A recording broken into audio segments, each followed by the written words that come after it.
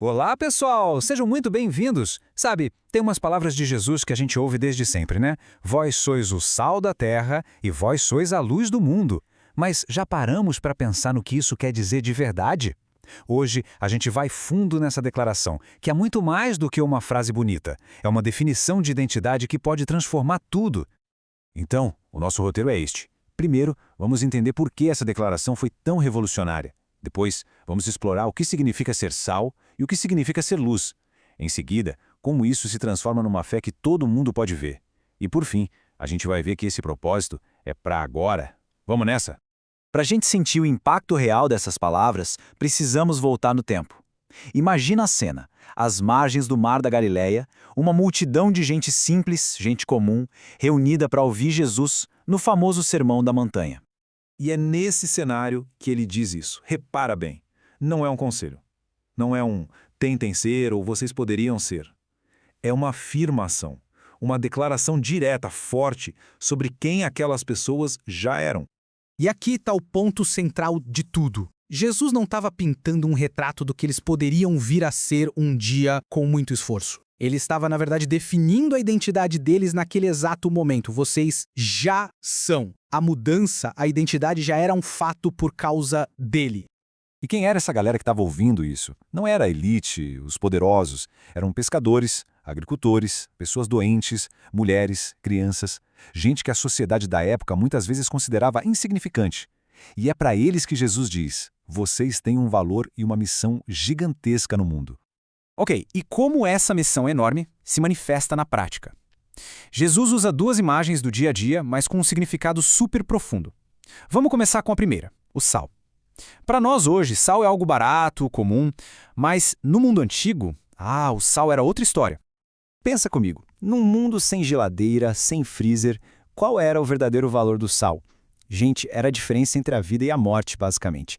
O sal preservava a comida, impedia que ela estragasse. Era um agente de preservação, essencial para a sobrevivência. E aqui, a ligação do físico com o espiritual fica muito clara. Do mesmo jeito que o sal preservava a carne da decomposição, a fé dos seguidores de Jesus deveria preservar o mundo da corrupção moral e espiritual. Assim como o sal purifica, a fé traz cura e santidade por onde passa.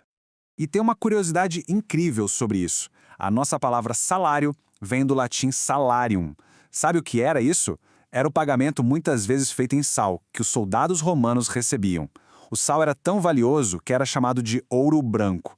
Agora, imagina o peso de Jesus olhar para aquelas pessoas e dizer que elas tinham esse valor todo. Mas atenção, porque vem um alerta junto. Jesus fala que o sal pode se tornar insípido, sem sabor.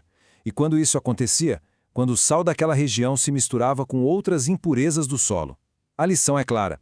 A fé perde o seu poder de preservar quando se contamina, quando fica tão parecida com o mundo ao redor que já não faz diferença nenhuma. Bom, agora vamos para a segunda imagem, que complementa a primeira perfeitamente. A luz.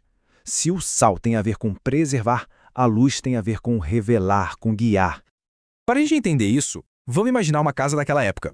Geralmente era pequena, de pedra, com uma janela minúscula. Isso quando tinha. À noite, a escuridão lá dentro era total. Uma escuridão densa que a gente nem consegue imaginar hoje.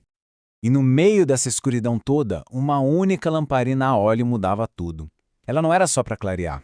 Ela era fonte de vida, de segurança contra perigos, era a única direção possível. Era tão vital que as pessoas tinham ditado: quando a lamparina era acesa, a luz voltava para a vida.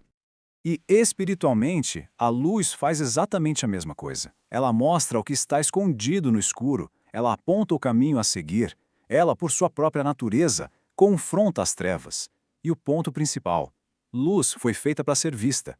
Ninguém acende uma lâmpada para esconder debaixo da cama. Ela perde o propósito. Certo. Então, a questão é: como essas duas identidades, sal e luz, aparecem no mundo real, no dia a dia? A resposta que Jesus dá é simples e direta, através das boas obras.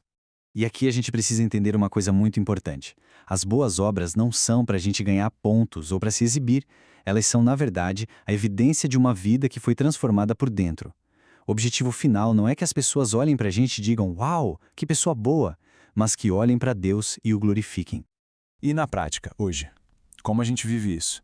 Ser sal, hoje, pode ser manter integridade no trabalho quando todo mundo está cortando o caminho. É usar nossas palavras para curar e não para ferir.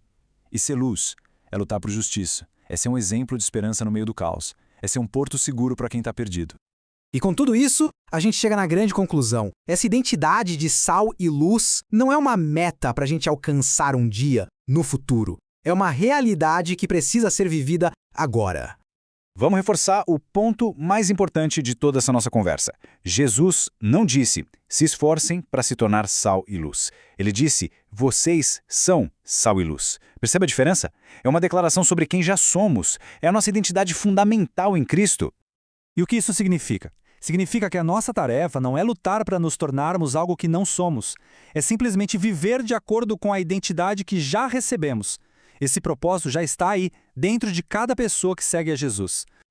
Então, que a gente possa viver essa verdade, sabe? Permitindo que a luz e a verdade de Deus nos guiem. Porque, no fim das contas, ser sal e luz não tem a ver com perfeição. Tem a ver com refletir aquele que é a fonte de toda a preservação e de toda a luz. A questão final, então, não é se somos sal e luz. A questão é como vamos viver isso hoje.